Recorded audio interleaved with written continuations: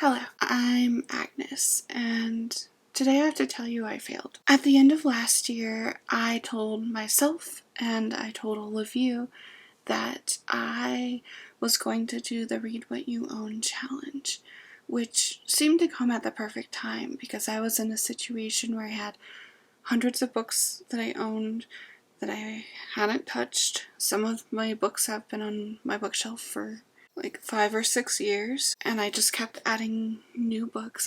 And so it just seemed to come at the perfect time. I was like, yeah, I'm gonna do this. Easy.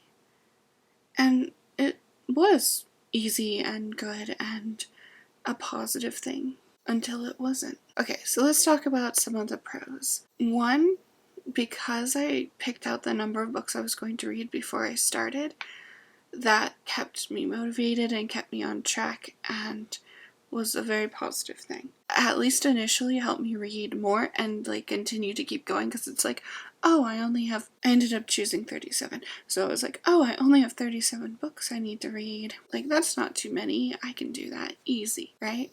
Another pro is I did feel good for actually reading what I had and not spending more money, because it really was becoming an issue. Saving money and doing it in a way where I was still getting to do something that I enjoyed, it was a win. Now, let's talk about some of the cons. So I'd say the first thing is you can't buy more books, which is obvious, but you don't realize how real that is until you can't. After a few weeks of reading, I really was I'd rather do anything else than read. So even when I had free time, I was like, I don't really want to read. I stopped reading, or I slowed down on reading.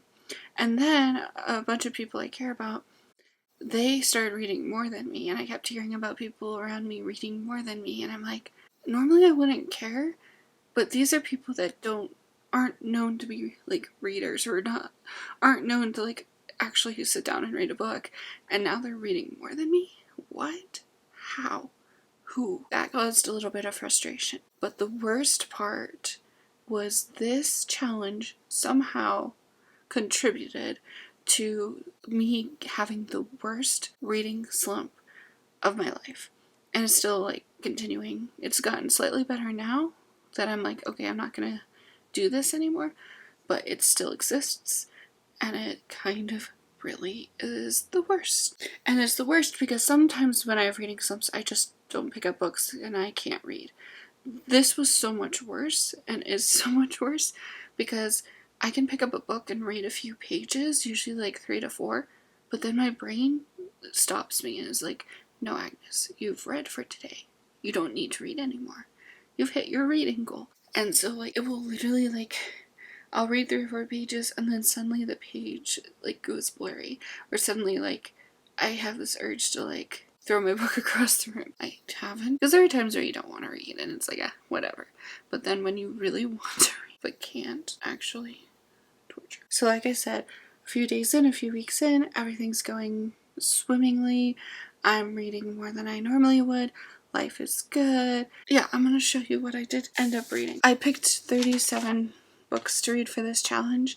I'm gonna get the books that I did read and show you those. Okay, so I got the books that I did end up reading during this challenge. Right now they're out of order, but I'm still gonna show you. So this was definitely during when the slump started. It's CatStronauts Mission Moon, which is the first book in this series. It's a graphic novel of cats that go to space, and in this one they're going to space to try to improve the energy crisis. It was entertaining, little heavy-handed, but very enjoyable, especially during the slump when I couldn't read more than 3 pages at a time. Something like this was helpful. We Are Never Meeting in Real Life, which is a collection of essays, and everything about this is I love short essays. I love short essays, especially from people who are willing to be honest. I feel people that are willing to break down the facade and talk about the not so nice aspects of humanity, the not so appropriate, the not so nice, the not so clean, the not so, I don't know, I just really enjoy it. So I really enjoyed this. I also read Me and the Man on the Moon-Eyed Horse, Sid Fleischman book, which he writes like early reading chapter books. He is so funny without being too inappropriate, without like bathroom humor. It's just like really intelligent, really funny humor. If you want to improve your sense of humor and or learn how to write humor, go read Sid Fleischman. Because they're short, they're quick, they're easy, but it's still intelligent humor, even though like the books are definitely geared towards a younger audience. And that's kind of what's so lovely about it, because a lot of books that are coming out are so focused on like fighting, bathroom humor, and more bathroom humor. And it's like, you can be funny without that. You know that, right? And children or younger people can enjoy humor that is not that as well. I also, during this challenge, read Challenger Deep. The story is about mental illness and like what's real, what's not. And it's kind of interesting because at first you don't know what's going on and like why certain things are happening. And then you realize that this person went to a mental institution, and at that point like some of like the things make sense. Getting multiple storylines at the same time, and it's like not the most straightforward at once, and then it becomes super straightforward. So I don't know, I think it had a different tone, and normally when a story has this tone but it also is talking about something serious, I don't like it because I feel like they're downplaying like the important thing. But this one definitely didn't downplay it. I listened to letters to my daughter. And if you get the opportunity to listen to this, listen to it, because it has Maya Angelou actually reading it. And it's so beautiful and so heartbreaking. And everything I ever wanted, I think, an adult to say to me in a book. And it's funny because it's, I think, someone dealing with like very different circumstances to my own, and yet this is still exactly like what I would want an adult to say to me. And like, because it's real and it's raw and it's honest, and you're hearing things that are maybe inappropriate, but it's real life. Real life is messy and sometimes inappropriate, and like it was so beautiful, and like hearing her read it was so beautiful. Which I know I just said the same thing, but like it really was beautiful. The Collectors, which I had no idea what it was. It's a book I saw in the pile of things that we were going to sell, and I was like, no, mine. This young boy who notices things. He can't hear, but he notices like small little details. He doesn't always like know like the main line of conversation. He doesn't always know like the bigger picture stuff that people around him are talking to him about or like wanting him to understand. But he does notice like all these little details, and he likes like collecting like little things he finds on the street. That leads him to meeting this girl who is a part of an interesting group. This random guy who kind of stalks him at first, just kind of weird. Discussion of like what is valuable, what isn't valuable, why would someone find something you find not valuable, and also like what memories do you want to keep, what memories aren't worth keeping. And also there was like some animal ethics stuff in here too. Perfect story at the perfect time. Although I am curious because there is a second one, and how the first one ends, I'm like, what are they gonna do? How are they gonna make the second one? I don't know. Because like it definitely could have a sequel, but it's not like a lot of questions are answered. And the one question that isn't answered, I feel like could be answered right away at the beginning of a book, not like necessarily worthy of like a whole nother book.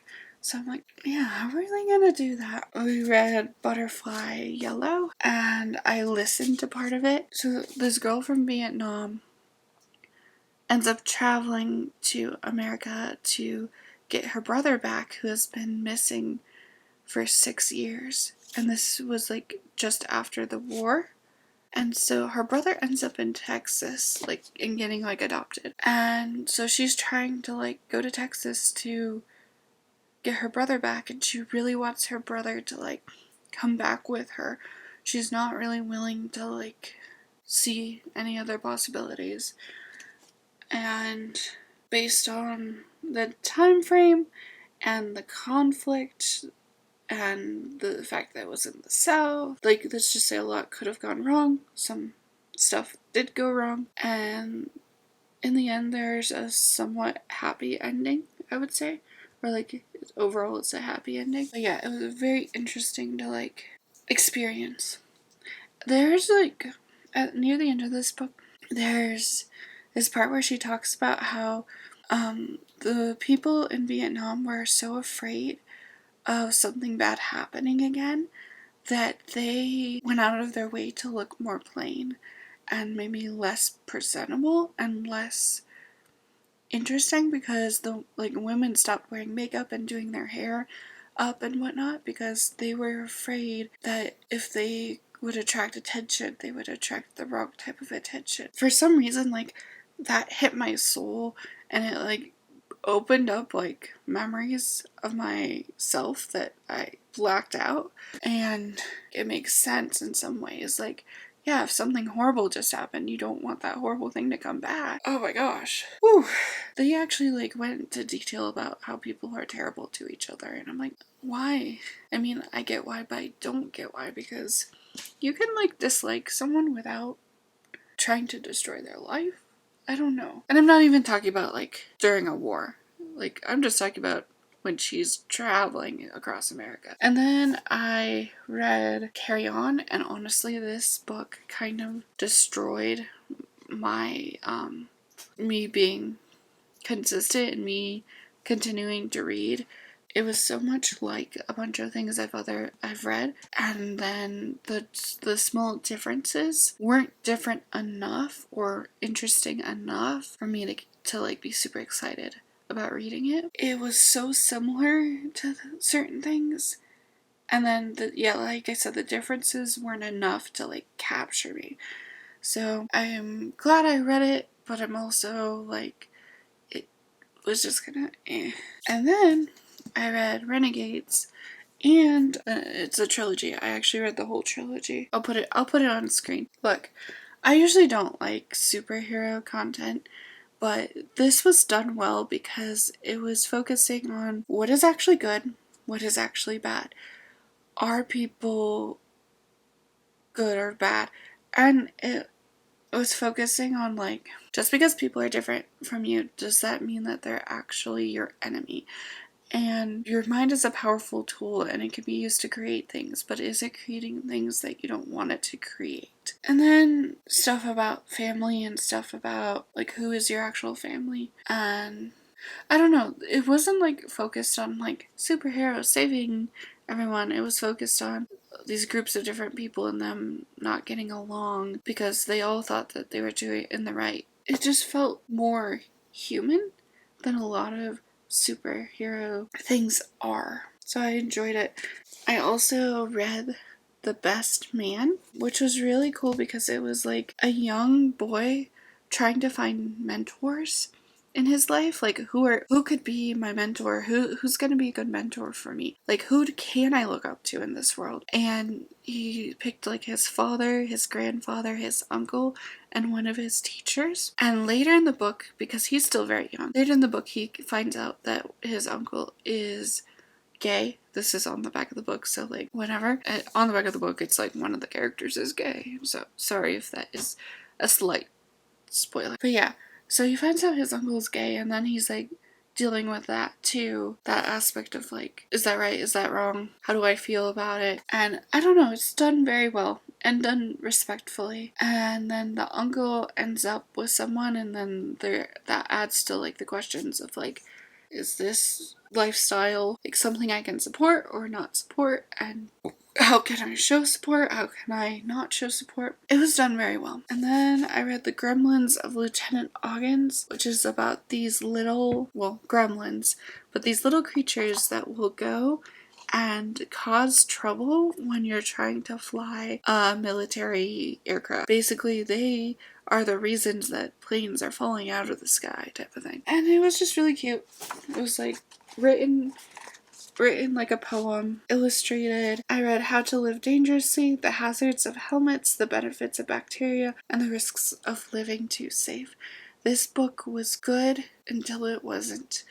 It has a lot of like things that are like good to know, but then the author presented the information in a way that was not great.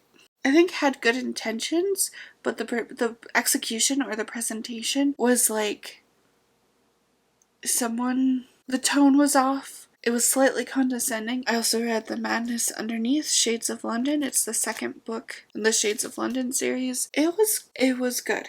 It was good. I had some frustration about the fact that the main character and the main character's love interest finally come together at the end of this book. And it really bothered me because it seemed forced. I don't know, because there was a lot of things in this book that felt very real and very raw. And then you have this and it was like, really? That's what we're getting? To be fair, I didn't read the first book, so I don't know the extent. But it just it really frustrated me.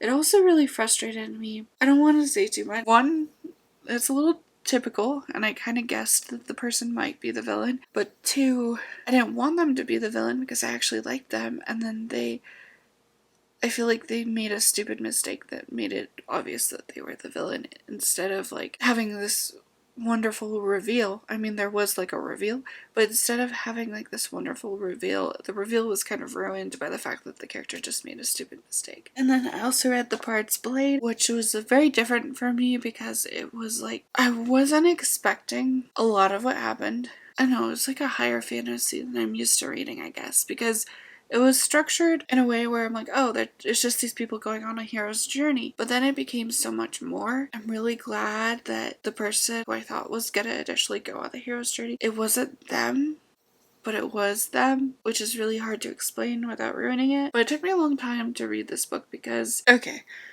all I'm gonna say about The Bard's Blade that I haven't already said is basically there's a huge section of this story that is a critique on religion. And like I said, it's kind of talking about how religion can easily turn into something evil or yucky or not great, right? I do appreciate that.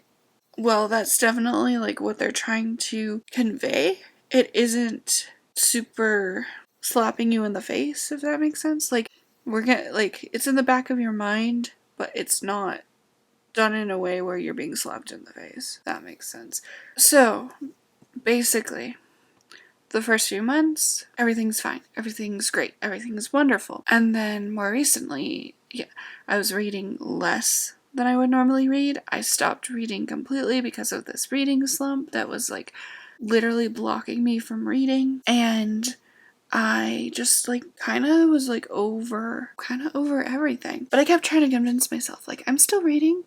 Like, yeah, I'm reading slower and I'm not reading as much. And even when I have free time, I'm not really reading. But I'm like, I'm still technically reading. And I got to so bad that my husband was like, Agnes, you aren't really reading. You love reading. You're not reading. You're like, reading is almost making you sad. Like, I'm reading more than you. Basically, which kind of made me annoyed. And like, maybe you should consider quitting. And then a couple days later, he's like, no, you should actually quit. At first I was like, no, like, I'm still technically reading. Like, I'm still doing the challenge. To try to prove it to him, I'm like, well, I started The Garden of Small Things, and I'm on page 247 of 347, and I started The Haters, and I am only on the first chapter, but like, I like it, and like, everything's great. And then I started a semi-definite list of worst nightmares, and I'm really enjoying it, and I'm on chapter 24, page 219 out of 350 pages. So like, I'm still reading, right? Like, And so I kept trying to convince myself. And then I couldn't convince myself any longer. So yeah, today I am coming to you and telling you that I have failed. And I'm actually happy about it because now I can read whatever I want to read. Now I can actually buy some books. And now I can do these challenges that I've been wanting to do for months. Like, I've been wanting to do challenges about specific types of books that are like shorter challenges that I think are going to be more of what I need than this challenge was. Because at first this challenge really was helpful, but then I think it ended up being too long, and that caused the reading slump, and then I still have the reading slump, but I think I know how to get out of it. The last 2 weeks I've been paying attention to like other people's content on like how to get out of a reading slump. A lot of them are kind of wrong and kind of right, but kind of wrong. So I think I'm gonna do what works for me and why it works for other people I know. And I think next time I'm gonna tell you about it, tell you what I do to get out of reading slumps, because it's a little bit different than what I've been seeing other people do. And I just have so much hope and happiness for the future. And I have so many ideas. And I think I finally found a way to where I can make those ideas on a more consistent basis. One of my biggest issues with these videos and this channel, one of my biggest issues is being consistent. I think I might have found a way around that, of where maybe I'm not consistent, but I'm at least posting more often, and I just have so much happiness and so much hope for the future. So I'm happy that I failed. And if you're still doing this challenge, because I've heard a few people still are, 1, good luck. 2, I hope that if you need to stop, you can. And 3, you're strong. I'll talk to you guys later. Okay, bye.